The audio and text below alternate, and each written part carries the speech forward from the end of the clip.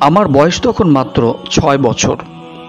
আমাদের স্কুলের প্রথম শ্রেণীর ক্লাস শেষ হতো 12:30টায়, আর দ্বিতীয় শ্রেণীর ক্লাস শেষ হতো 1:30টায়। আমি প্রথম শ্রেণীতে ছিলাম আর বড় আপু ছিল দ্বিতীয় শ্রেণীতে। দিনের বেলা বাবা আমাকে নিতে আসতেন না। আমাকে দুপুর 1:30টা পর্যন্ত আপুর ক্লাস শেষ হওয়া পর্যন্ত অপেক্ষা করতে হতো।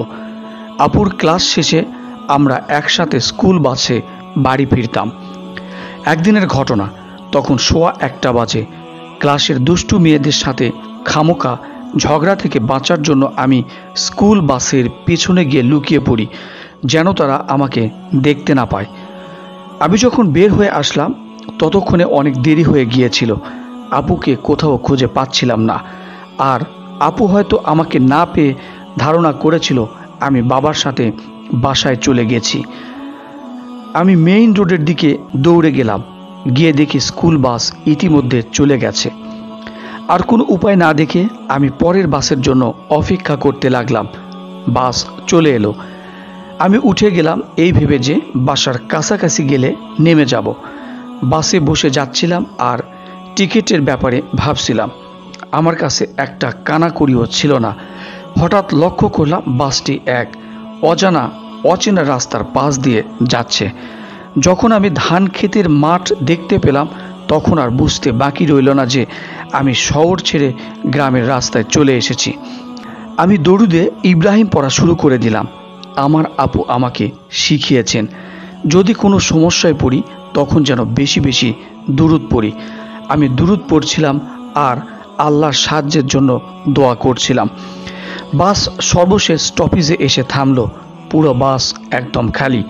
সেই এলাকাটিতে অভ্যন্তরীণ কোন্দলের কারণে রাজনৈতিক অস্থিতিশীলতা বিরাজ করছিল। এটা আমি অবশ্য পরে জেনেছিলাম, যখন ড্রাইভার আর কন্ডাক্টর বুঝতে পারলো আমি হারিয়ে গেছি। তারা আমাকে পুলিশে সোপর্দ করতে চাইল। ভয়ে আমি কেঁদে ফেললাম। পুলিশকে আমি খুব ভয় পেতাম। আমি কাঁদতে কাঁদতে বললাম যে আমি আমার ঠিকানা জানি। এদিকে নতুন নতুন যাত্রী দিয়ে বাসে ভরে যাচ্ছিল। একজন আর্মি অফিসার ছিল তাদের মধ্যে।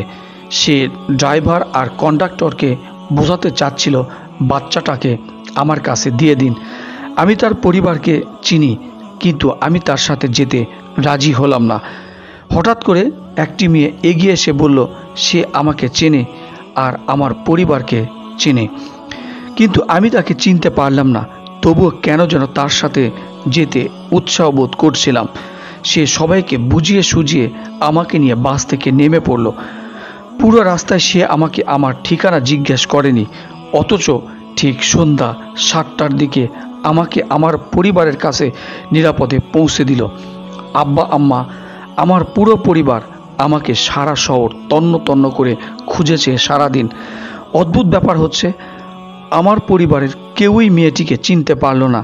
তাকে তার ঠিকানা জিজ্ঞেস করা হলে বলতে অপারগ বলে দ্রুত আমাদের বাসা থেকে বের হয়ে চলে গেল। এটা আল্লাহ তাআলার গায়বী মদত ছাড়া আর কি হতে পারে। তিনি আমার মতো ছোট্ট এক বাচ্চার দোয়াও কবুল করেছিলেন। আমাকে ভালোভাবে বাসায় পৌঁছে যাবার ব্যবস্থাও করে দিয়েছিলেন। রাসূল সাল্লাল্লাহু আলাইহি ওয়াসাল্লামের ওপর দরুদ না পড়া পর্যন্ত যে কোনো দোয়া আটকে থাকে।